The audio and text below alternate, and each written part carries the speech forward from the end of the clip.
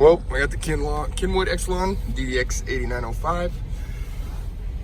I got, start underneath the hood. We got battery delete, 2 positive runs, big 3 upgrade, 2 aught, except for the Memphis down there, it's just 0 gauge. 2 direct positive leads back to the back end longs. I will start back here. This is my box. I got 2 Wolfram 4500s, 1 amp per sub, 2 subs, half ohm.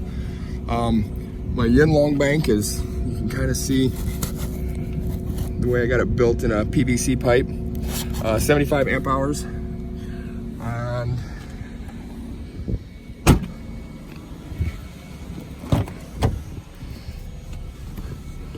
I got an 8 cubic foot box tuned to 32 with the extension, DS18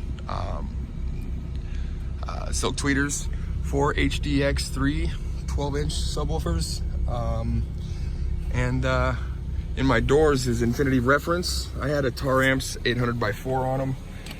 I was getting some, sounded like I had a blown speaker or something, so I just took it off the amp and I'm running it off the deck now. So, and Infinity Kappas in the dash. So